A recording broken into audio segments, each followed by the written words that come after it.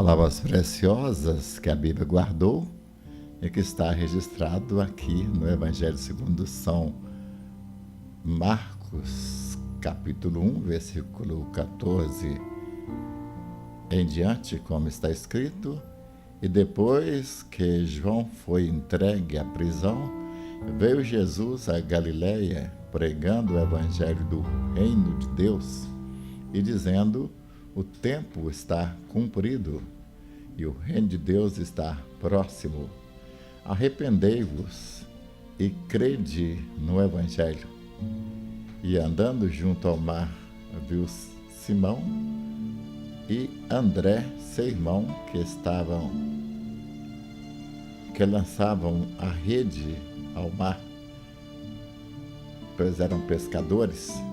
E Jesus disse: vinde a mim, e eu farei que sejais pescadores de homens. E deixando logo as redes, o seguiram. E passando dali um pouco mais adiante, viu Tiago, filho de Zebedeu, e João, seu irmão, que estavam no barco, consertando as redes. E logo os chamou. E eles, deixando seu pai Zebedeu no barco com os jornaleiros, foram após ele. Bendito seja o nosso Deus e Pai do nosso Senhor Jesus Cristo, o Deus de graça, o Deus de toda consolação, o Deus que criou os céus e a terra, o Deus que tem o mundo em suas mãos, o Deus que nem as folhas das árvores se movem se não for pelo seu poder, tamanha é a sua grandeza. Ele tem a grandeza da misericórdia, a grandeza do amor, a grandeza da vida, e com tudo isso ele é capaz de nos amar, a ponto de ele mesmo, Jesus, vir a este mundo para buscar e salvar o que se havia perdido.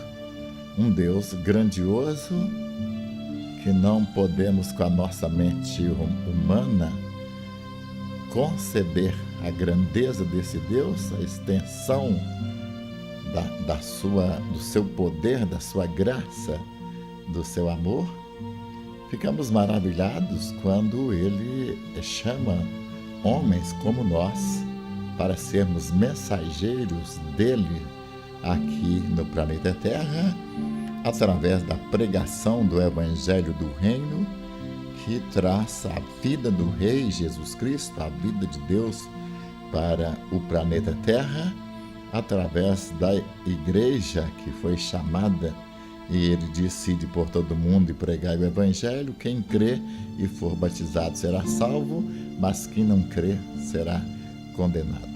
Gosto imensamente de Deus, louvo a Deus porque nos chamou para essa tarefa grandiosa, majestosa, e Ele nos chamou para pregar o Evangelho do Senhor Jesus Cristo, para ser participantes da grande comissão, e louvamos a Deus porque o Senhor sempre está certo, e os homens que Ele iniciou o ministério dele eram homens trabalhadores, pescadores, e que não havia possibilidade de qualquer um de nós, se estivéssemos lá, achar que Jesus estava tomando uma atitude correta em chamar homens despreparados, pescadores,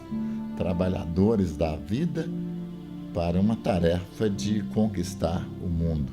Pois o plano de Deus é conquistar o mundo, e começou através desses homens pescadores que estavam ali no mar da Galileia, e Jesus os chamou para essa tarefa grandiosa. Ficamos maravilhados por entender de que Deus não depende do homem. Deus não depende da cultura humana. Deus não depende do que eu penso, do que eu sou, do que eu estudei, do que eu aprendi na vida secular, ele depende apenas do querer dele, da vontade dele. Ele faz e ninguém pode impedir. Ele realiza a obra. E assim, as pessoas que ele chamou foram pessoas que, humanamente falando, ninguém poderia pensar que ele alcançaria os confins da terra como tem alcançado até hoje, começando com aqueles homens despreparados. Homens despreparados é matéria-prima para o nosso mestre, o Espírito Santo de Deus, ensinar. O que chamou a atenção de Jesus nesses pescadores, eu estou certo que não foi a questão da aparência, nem tampouco a cultura ou a pátria onde eles viviam, mas o que chamou a atenção de Jesus Cristo era aquilo que estava no mais profundo da alma desses homens, que era uma alma pronta para ser ensinada. Pois o nosso conhecimento humano, não é capaz de agradar a Deus.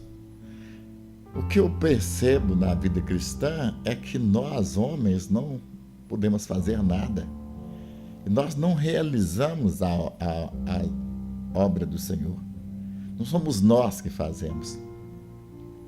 A grande dificuldade do meu ministério, da minha vida, foi entender essa verdade. Eu sempre pensei que eu podia fazer alguma coisa para Deus. E fiquei maravilhado do próprio Senhor Jesus me chamar para o ministério, me chamar para ser pastor. Eu, consciente da minha incapacidade, tanto espiritual quanto culturalmente falando, em todo sentido, uma pessoa completamente despreparada, e ele me chamou para o ministério. Mas quando eu leio a palavra de Deus e entendo as verdades profundas do coração de Deus, chego à conclusão de que Deus não me chamou para realizar a obra dele.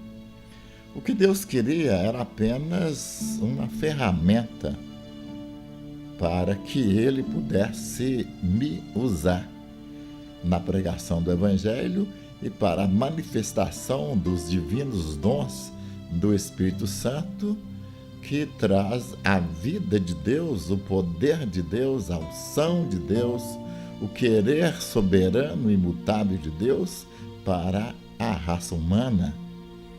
Mas que nós, pregadores, somos meras ferramentas que podem ser usadas por Deus. E Deus queria pessoas que pudessem se considerar incapazes. Deus não gosta de pessoas que se julgam capazes de realizar. Esses homens que se julgam capazes de realizar a obra do Senhor, pela sua cultura, pelos seus estudos, pela sua ciência, são pessoas desqualificadas para a obra do Senhor. O Senhor usa aquele que entendeu, compreendeu aquilo que o próprio Senhor Jesus Cristo disse: sem mim nada podeis fazer. É por isso que o Senhor Jesus disse aos seus apóstolos: ficai na cidade de Jerusalém, até que do alto sejais revestidos de poder. Por que Jesus disse para os discípulos ficarem em Jerusalém para esperar? Porque nenhum apóstolo, nenhum de nós poderíamos realizar a obra do Senhor. A obra do Senhor, ela é realizada por Ele mesmo. E é por isso que Ele diz que vai descer o Espírito Santo sobre vós, e aí vocês vão ser minhas testemunhas, tanto em Jerusalém como em toda a Judéia e Samaria, até os confins da terra. Deus estava procurando pessoas incapazes, pessoas conscientes da sua incapacidade. Até hoje é assim. Os homens que são usados por Deus, as mulheres que são usadas por Deus, os jovens usados por Deus, são aqueles que estão conscientes da sua incapacidade e que podem chegar diante do trono da graça e dizer: eu não posso fazer a obra do Senhor se o Senhor não fizer através da minha vida. Eu só posso me entregar, me doar ao querer soberano e imutável do Espírito Santo, para que os seus dons, a sua unção manifesta nesse vaso de barro fraco, sem capacidade alguma, mas que, possuído pelo Espírito Santo de Deus, pode ser usado para que este mesmo poder glorioso que é o Espírito Santo de Deus manifesta, trazendo vida de Deus e realizando os feitos que o Senhor pretende aqui no planeta Terra. Ficamos maravilhados de Jesus encontrar esses pescadores para colocar sobre eles a responsabilidade de fazê-lo conhecido até os confins da terra, e já são passados mais de 2000 anos, e aqueles pescadores são lembrados, visto que foram os primeiros que foram chamados para pregar o Evangelho, e o Evangelho não morreu, e louvado seja Deus, cada dia está mais vivo, e as igrejas vão nascendo, vão crescendo em todos os lugares do mundo, e graças a Deus por esses homens que o Senhor chamou. Como também eu tenho que dar glórias a Deus pelos os ministros do Senhor dessa época, aqueles que realmente sabem que sem Deus nós não podemos fazer nada. É por isso que Paulo aos Coríntios ele disse que Deus escolheu as coisas loucas deste mundo.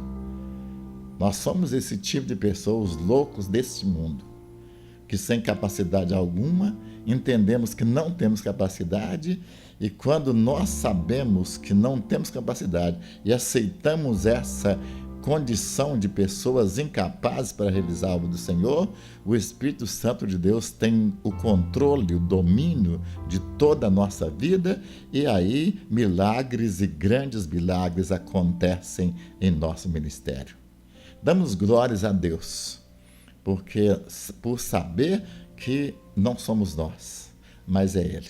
E se é Ele, a glória não é nossa, a glória é do Senhor, e ao Senhor seja dado glória eternamente no céu, na terra e debaixo da terra. Pois Jesus Cristo, Ele é o único o Senhor, Ele é a própria sabedoria. Ouvi várias mensagens a respeito de Jesus encontrar esses homens trabalhando. E as pessoas dizem que Deus não usa pessoas que não trabalham.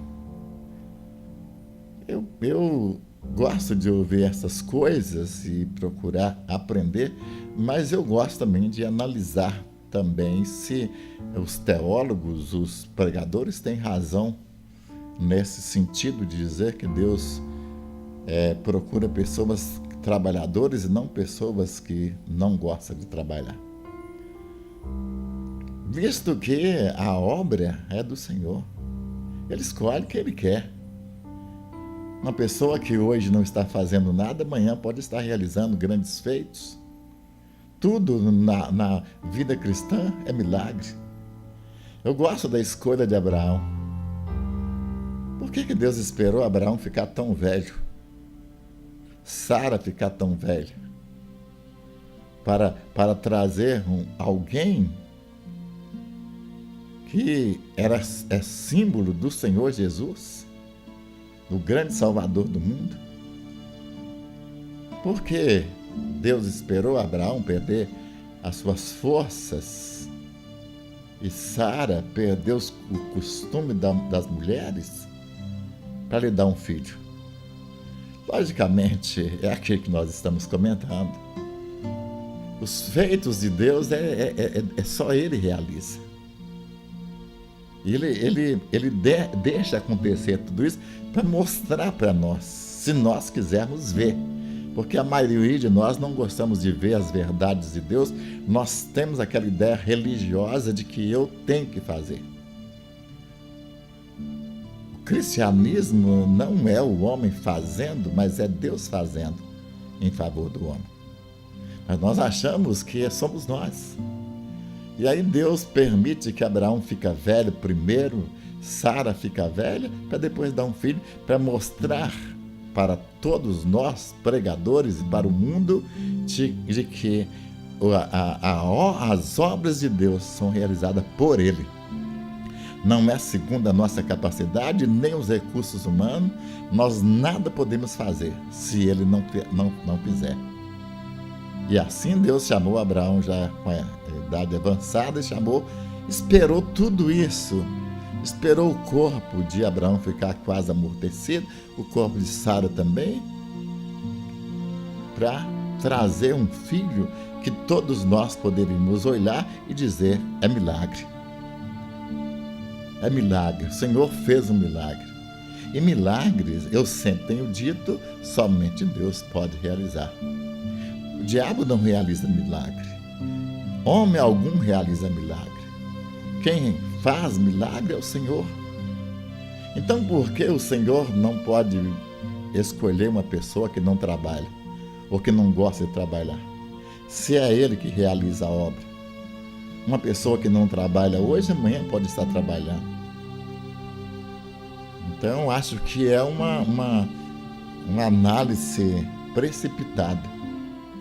Acho que Deus pode perfeitamente chamar uma pessoa ociosa e fazer um grande pregador, uma pessoa importante no reino de Deus.